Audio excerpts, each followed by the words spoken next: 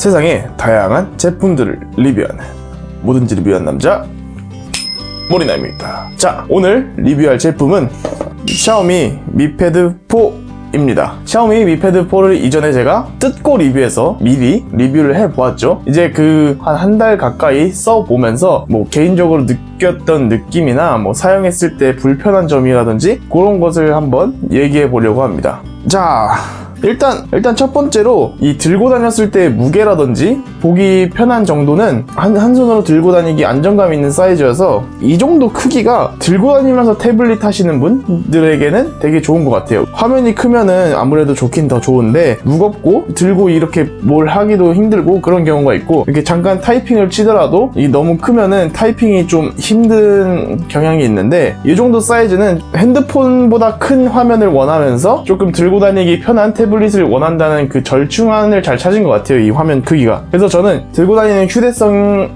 상당히 괜찮은 제품이었던 것 같습니다. 또 처음에 제가 한글 패치가 안 돼 있다고 중국 내수용 제품을 제가 샀다 보니까 영어로만 나오고, 그래서 그거를 한글로 바꾸는 방법을 찾았는데요, 두 가지 방법이 있었는데 하나는 너무 복잡하고 막 한두 달을 기다려야 된다 그러더라고요. 그래서 그거 말고 그 다른 방법, 그 어플을 받아갖고 기본적으로 한글이 나옵니다. 하지만 이렇게 설정으로 들어가 보면은 여기는 전부 영어로 되어 있는 것을 볼 수 있습니다.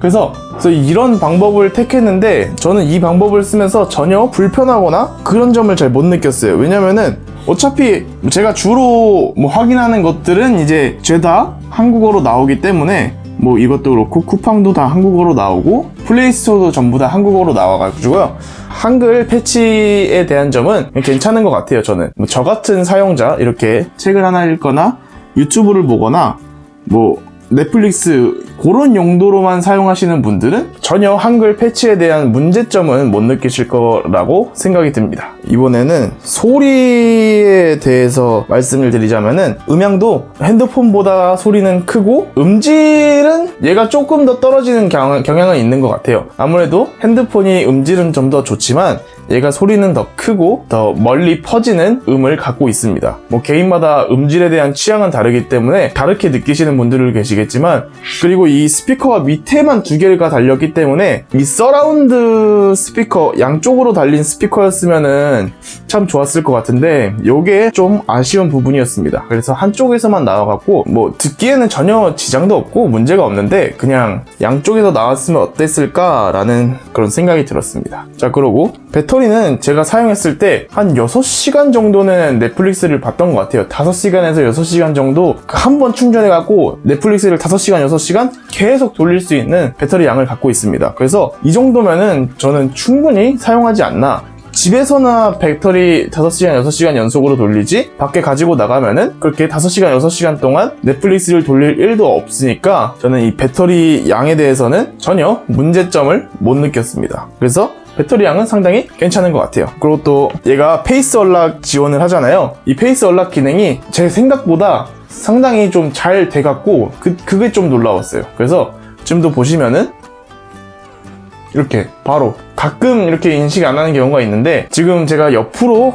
고개를 돌리고 약간 이상하게 쳐다봤기 때문에 그렇고, 웬만하면 정면에서 하면은 거의 대부분 잘 열리는 것 같아요. 근데 이제 간혹 몇 번을 해도 안 열리는 경우가 있는데 그때는 그냥 비밀번호 치고 들어가면 되니까 인식률은 그 일반 핸드폰 지문 인식률이랑 비슷하지 않나 라고 저는 봅니다. 왜냐면은 지문도 습기가 좀 차면은 지문 인식이 안 되는 경우가 있었고, 뭐 물기가 있으면은 지문 인식이 안 되는 경우가 있으니까요, 핸드폰 지문 인식과 거의 동등한 성능을 보여주는 것 같습니다. 자, 그러고 이 태블릿 성능에 대해서는 상당히 괜찮았던 것 같아요. 그리고 인터넷 속도도 상당히 빠른 것 같고요. 제가 인터넷을 웹서핑하면서 막 답답해갖고 막 이렇게 가슴을 두드려 본 적이 한 번도 없었기 때문에 빠르다고 할 수 있을 것 같아요. 핸드폰이랑 별 차이가 없는. 그리고 화질 면에서는 화질은 상당히 괜찮은 것 같아요. 뭐 요즘 나오는 OLED를 탑재한 휴대폰에 비해서는 화질이 떨어지는 감은 있지만 보기 껄끄럽지 않은 정도의 화질인 것 같습니다. 풀 HD 정도면은 아직도 현역에 띌 수 있는 화질이라고 저는 생각을 합니다. 그래서 저는 화질에 대해서는 전혀